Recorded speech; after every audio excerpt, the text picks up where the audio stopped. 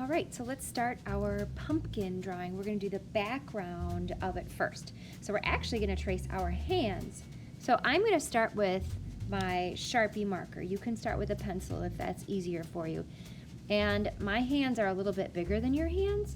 So I have room for probably about 3 hands on my page. You're probably going to have room for 5. So let's each of you try to do 5. 1, 2, 3, 4, 5 of your hands on your paper. So I'm going to start by putting my hand down on my paper. I'm going to hold my pencil or Sharpie straight up and down, and I'm going to kind of like rub it against the side of my hand, just like this, so it's tracing onto the paper. I might not get all of my hand, and that's okay. I can fill in the gaps later. So here I have like this spot, and then of course here where my wrist was, I'm just going to connect it with a knot line like that. All right, so I'm gonna do another hand. I'm gonna turn my page, so maybe the leaf, I should have said, our hands are gonna be like the leaves for the pumpkin. So I'm gonna put a leaf here. Is it okay if it goes off of the page? Yes, it is. Is it okay that it overlaps another one? Yes, it's just fine. Holding my writing tool, this one's my Sharpie, you might have your pencil, straight up and down, rubbing against the side of my hands. Again, my wrist was in the way, so I have to go ahead and connect those lines. I have room for one more, and maybe I'll have it go, I think I'll have it go like this. There you go. Keeping my fingers together and my thumb in. If you want to, you can do your hand like this and have your leaf look like that. It's a little bit more tracing, but you can do it. It's good practice. Here we go.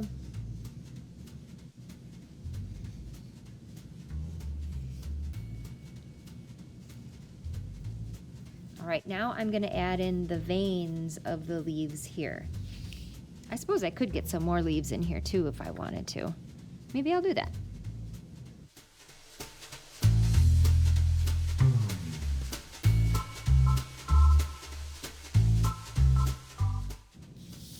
Okay, now let's get those leaves, those veins in.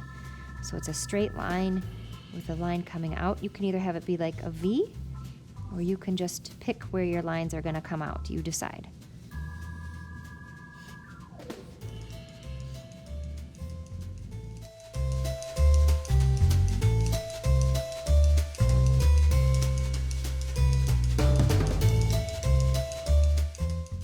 Once I have those done, now I get to start coloring them in. I'm going to use my crayons.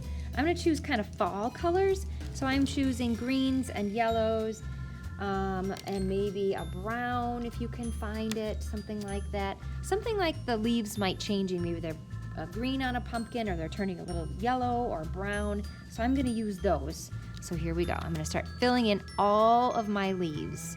Push hard.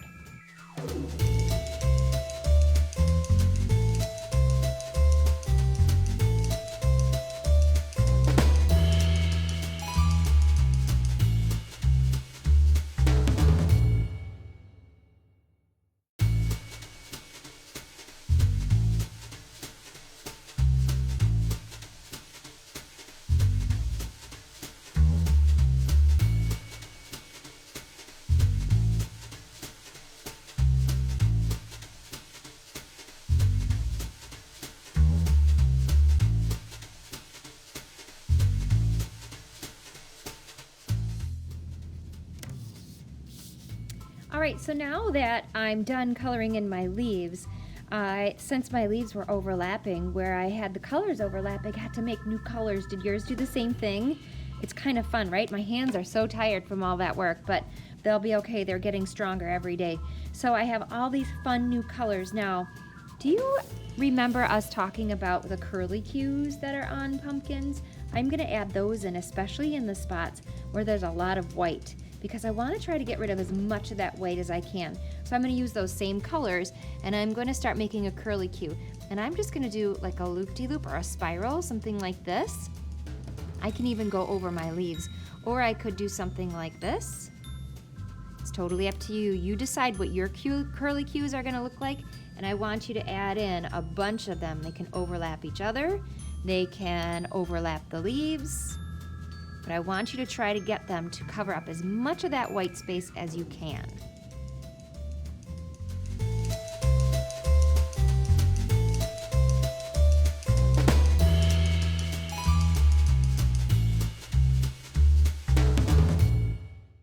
I finished with my spirals. Now here comes the really, really fun part.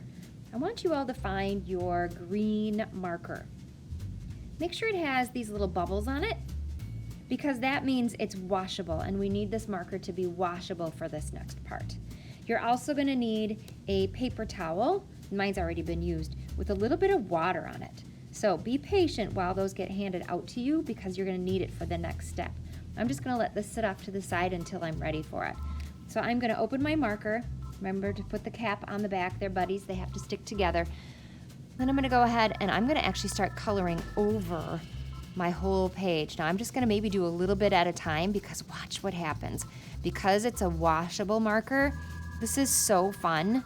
I can now take that damp paper towel that I have, here it is, and I can take that and I can start to buff and shine, or start to move that. You see how it's like paint? How it comes off? The marker comes off and acts like a paint and starts to move the whole thing around. Don't worry if your paper gets a little bent, it's gonna happen. Not a big deal. Keep working. And if you need more, I'm running out of paint or marker, I'm gonna start adding some more in.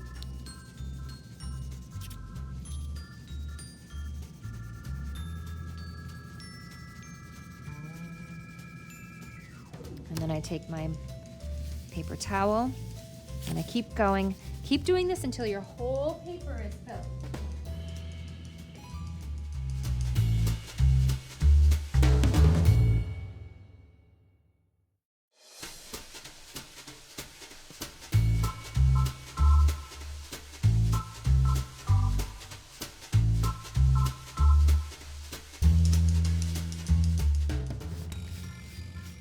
All right, throw away your paper towel, put your picture either on the drying rack or off to the side.